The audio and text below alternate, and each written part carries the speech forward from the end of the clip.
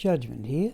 I have been running a new build for Pius the Smiter for some time, and now that I've accumulated 105 Hellfire torch runs, I thought it was time to put up a video about a build I've been using since about the 63rd run. Pius in his original form was a Griswold set Smiter, and while it was quite an effective build, the trouble was that a Griswold set is not easy to find.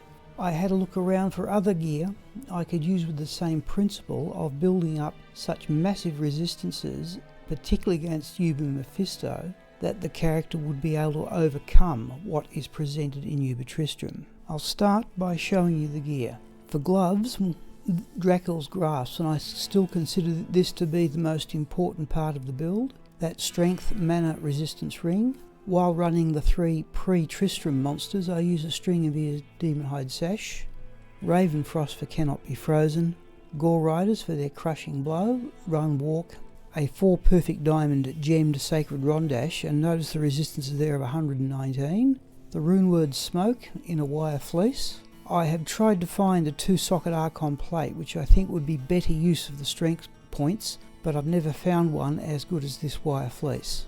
This amulet with 2 to skills and a number of high resistances, Kira's Guardian, which means I've doubled up on Cannot Be Frozen, and probably the most unusual part of the build, the Flesh Ripper Fang Knife. This has a combination of Crushing Blow and Deadly Strike and Open Wounds, which means that I'm doubling up for Open Wounds with the Dracul's Grasp.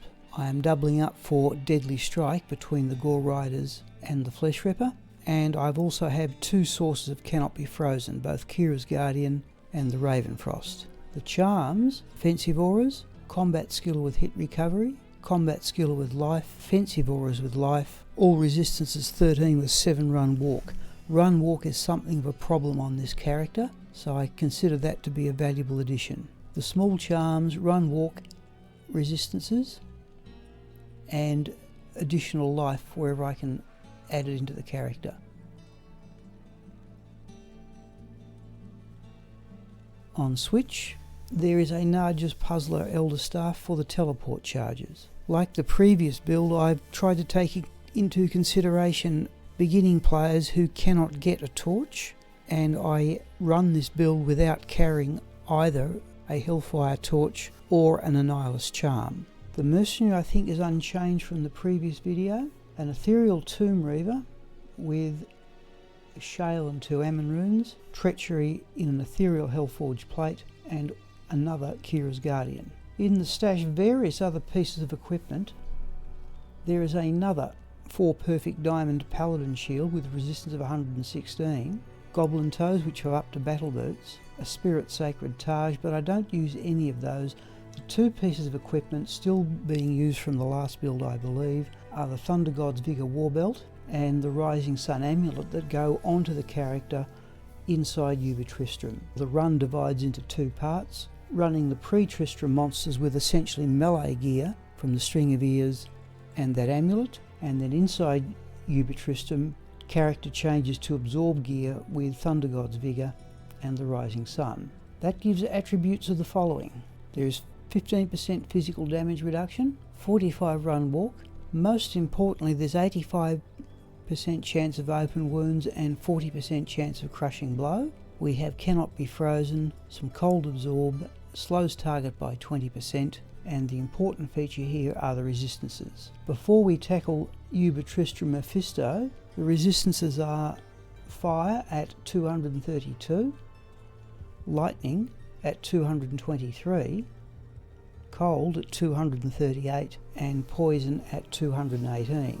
Uber Mephisto has a level 20 Conviction Aura, which deducts 125 from each of those resistances, and like the Griswold set build, this is an attempt to have maximum resistances even inside Uber Tristram. For skills, I have put 1 point into Prayer, Cleansing, Vigor to get to Redemption, which I consider to be a useful skill pre-Uber Tristram, and also 1 into Defiance. I have put extra points into Resist Fire and Resist Lightning, and that accounts for the maximum fire and lightning resistance, each being 80%. For offensive auras, 1 each into Might, Blessed Aim, Concentration. I have maximised Fanaticism. For combat skills, I have maximised Smite and Holy Shield, and 1 point each into Charge, Holy Bolt and Blessed Hammer. And you notice here that I still have 16 skill points remaining, which means that in theory this build could be obtained by a level 80 character after completing all the skill quests in all 3 levels. Let's set up our portals and do run 106. We've now set up our portals. I try and do them in order of hardest to easiest, and I find the hardest one to be Lilith, who will be in the Matron's Den. One thing I have to do with this character is make certain I have a key for teleport. And before we even go inside the portals, we're going to go up to the Frigid Highlands. We're going to change back to Players 1. Put up Holy Shield, and we're going to try and get the Mercenary hit. The other place you can try this is the Flayer Jungle. I actually want the Fanaticism aura off, and that looks as if his fade has been activated. So we're going to step into the Matron's Den here. This is not a particularly quick build. The important thing is to take your time. Okay, that is Fanaticism. And there's the unique. We've been a bit lucky there to bring the unique across quite early. Once the life tap goes off, the character is in a lot better shape. I have a point in cleansing just to get the curse off. I do try and slowly clear the monsters on the way. That's a unique also. Okay, I think we'll take on the unique now. You'll notice that the character only has about 1550 life points. I didn't particularly want that. I hope they don't follow us down. We kick every barrel on the way. We do not want to be kicking barrels near Lilith. A couple of points about the Flesh Ripper Fang Knife. With the Shale rune in it, that gives you automatically the maximum attack speed for smiting. The durability does go down quite rapidly. It does need to be repaired frequently. It's not an expensive repair, but it does need to be done quite often. The durability repair there, 1514 pieces of gold for 16 durability points. It doesn't cost much to repair. We'll repair everything.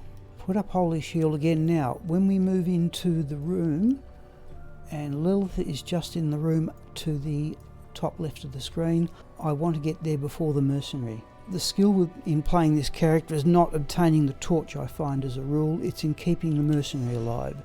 If you can stand your character in the doorway and block, he may continue to hit Lilith while not being hit himself, but we don't know what else is going to be in there. So if we go to there and stand about there, that looks about right. Now we want the life tap to go off, and there it's gone. In fact, the Mercenary is not even paying any attention. I don't know, he's going to join in a moment. In fact, we've got a bit fortunate here that there are no other monsters in the room with Lilith. We can take the occasional hit because Smite is guaranteed to hit, and we've got the life tap gone off from the Dracul's grasp gloves. The character is relatively safe. In fact, that's about the best I've ever done it in terms of keeping the Mercenary safe. Okay, we have Diablo's Horn. I carry a pile of extra potions for this character. Right, next most dangerous is actually, in my opinion, Iju, and I'll show you the reason why later. The Forgotten Sands where Duril is right next to the portal. The Holy Freeze is annoying, but in here I've learned to take my time. We'll have an armor shrine. Now, what deaths this character has had using this build have all been against Isual. So I've learned rather than teleport with the staff, we're just going to take our time and go round to meet Isual. So if the character dies, we won't have too many monsters to face on the way around to collect the body. We don't want Doom and Oblivion Knights, and I think we've got them. Alright, there's a unique anyway.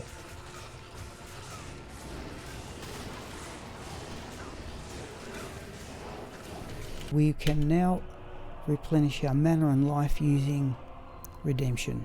If we use the teleport staff, Isual is in fact just across there.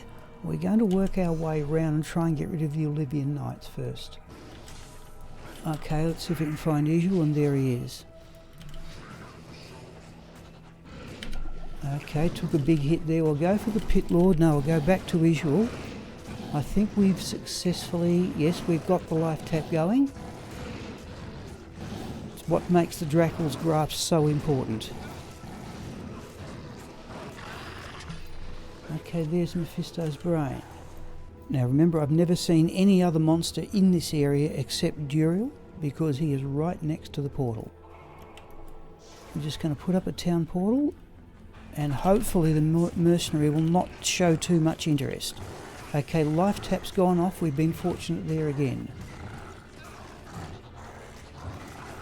Now I'm hoping Duriel's having a swing at the main character and not at the mercenary. Yeah, I think Duriel's well and truly preoccupied with hitting the main character rather than the mercenary. In fact, I'm a bit puzzled at why this is taking so long. I'm wondering if by some chance this is a Player's 8 Duriel.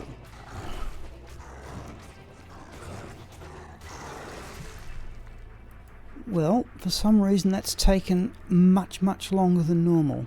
I wonder if that wasn't a player... I wonder if I set up the portals before I did the change to Players 1, and because Duriel is so close, he's generated Players 8 there by some mysterious circumstance. That took a lot longer than it normally does. Durability is now down. We repair. We are definitely on Players 1. I don't know what happened there with Duriel. There's our portal to Tristram. Now we go back here and we put on the Absorb gear, which is Thunder God's Vigour and the Rising Sun. On one particularly unpleasant occasion I did have Yuba Mephisto generate right next to the portal. So I'm going to try and drag Mephisto over towards this wall. Okay, there he comes. We want the mercenary right out the way. There. I do not want the mercenary. Remember, the idea is to keep the mercenary alive. And she refuses to stay inside that house. Now, notice our resistances are quite high. Now, if we feed a potion to the mercenary, and right. Now we've managed to keep him alive there. I'm going to bring up resistances again against Mephisto. You can see they're still quite high. Not as high as I was expecting, to be perfectly honest, but there we go. Okay, Mephisto's down. Right, so always do Mephisto first. And with so much Absorb on this build, particularly with the Rising Sun, any cold or fire or lightning damage has a healing effect. Yeah, we've lost a few potions. In fact, for the sake of the argument, we'll go back and get some more. Now, those potions are usually collected by other characters. The skill of this build is to keep the mercenary alive, but I wouldn't say I've done it more than about 7 or 8 times in 105 runs. Into about this spot here, and hopefully Bale only will manifest, and there he is. Okay, life tap's gone off, but you've got to watch the mana burn from the spectres. Okay, now Diablo unfortunately has thrown up his prison. I hope he doesn't come round and join us. It's important to keep the mouse just on Bale, or get out of the bone prison. Right, and we'll teleport the mercenary out and go back to town. I'm just going to buy a couple, we'll get healed and buy a couple more mana potions, though I don't think they're going to be necessary. Again, in order of decreasing difficulty, I find Mephisto, then Bale, then Diablo is the correct order. And there is Diablo. Ooh, took a big hit there. Do we have the life tap? Yes, we do. Now the mercenary at this stage is usually pretty safe. Resistances are full. Okay, give the mercenary a potion there. We're going to knock down Diablo, we hope. We have so much fire and lightning absorb. Right, we're going to grab the large charm and we're going to get out. And just to show you the effect, I'm going to bring up resistances and just let them breathe. I've done this before. We have so much fire absorb, we're not in a great deal of danger here. The Rising Sun Amulet is somewhat of a niche item, but here's where it shows its worth. So if you just go back here and just have a look. You can see there we are untroubled, I'm not attacking anything. So we have a great deal of survivability against any form of fire attack and also the lightning attack. Okay, let's go back and have a look and see what we have found. So we're going to go back here, repair and get ready for the next time. And the next time means that we swap back on the melee gear. I'll show you the results later on, but I have kept one page of the shared stash tabs just for torches. These are the best of them, Amazons. Now, if I have a better one, that's already on the relevant character. Assassin. Barbarian. Druid. Paladin, and Paladin's the one where I've had more trouble getting good torches. Necromancer, a 2019 and a 1919. Sorceress, and a reminder that I do have a 2020 Sorceress torch, the first Sorceress torch that I found. Okay, for this particular run number 106. The torch is Sorceress 1816. I'm going to say that's clearly better than those two there. As runs go, that was a very good one. Again, the skill to me is keeping Wahid alive. I didn't get to show you his resistances during the attack from Mephisto, which I should have done. Here are the overall results for Pius the Smiter's Uber Tristram runs. What I have done is that I have arranged them first of all in the order in which they were done, and then I've sorted them by class if you wish to look at those results there. Every 35 runs I've worked out the probabilities of getting the respective classes, and I've done this at 35 runs here, and that was in the previous video, and I've also done it at 70 runs here.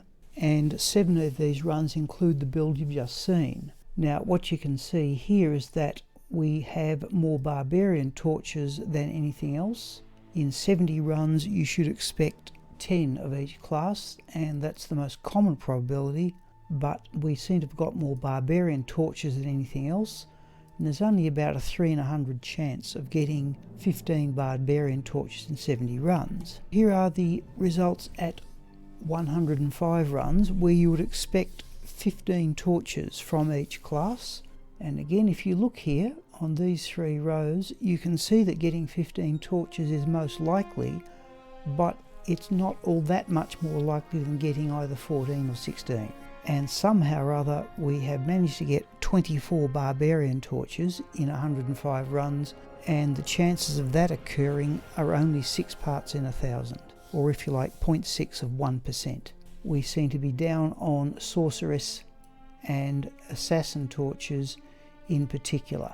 This build started at run 63, and what you can notice if I scroll up to the top of the screen, there is only 1 death on run 18 using the Griswold set build, yet there have been a number of deaths since using this newer lower spec build. They have been mostly, and I think possibly exclusively, against Isuel. However, on every occasion I was able to recover the body, continue the run and gain the torch. And the number of deaths I've had here emphasises what I've done in the later runs, and that is take my time getting across to Isuel. I have also worked out the average of the attributes and the resistances. Given that they can vary 10 to 20, you then expect an average of 15, and you can see here the 2 averages are 14.7 and 14.9. That's round about what you would expect. We are back in Harrogate, and that's about it for Pius's mid-level build as a Smiter. You have seen him using the Griswold set, which I consider to be a high level build. You have seen him using the build just explained, and I consider that to be a mid-level build, and now it's time to go down a bit and try a low-level build. I'm going to show you some items I intend to use on the next version of Pius the Smiter. The Flesh Ripper Fang Knife I will replace with the Runeword Black. The Dracul's Grasp Gloves that I consider to be the most important part of this build, I'm going to replace with these crafted gloves. I'm not quite certain whether these gloves qualify as part of a low-level build, given that they have 20 attack speed, 10 crushing blow, and 3 lifesteal. I don't know how many goes it would take to create gloves like this, but I have created down the years a number of similar pairs of gloves. The Dracul's Grasp are the source of life tap on this build. To maintain a source of life tap, I'm going to replace Narja's Puzzler with a life tap wand on switch. By dropping the Narja's Puzzler, I will lose the ability to teleport, so I'm going to replace the current amulet with that one there with teleport charges. Now I only use teleport before Tristram, so hopefully that will do the job. I have one other decision to make before I disband this current build. I have here 2 Stones of Jordan. 2 of only 9 I've found in all the years I've been playing, and here is my current Annihilus Charm, the only one I've ever generated. I am wondering, before I change to a more fragile build, should I try once more to sacrifice a Stone of Jordan and generate a better Annihilus. I have here a few sets of keys for Pius to start running with his low level build, and if I accumulate enough runs and torches, I'll make another video reporting on the success or failure of Pius in a low level build.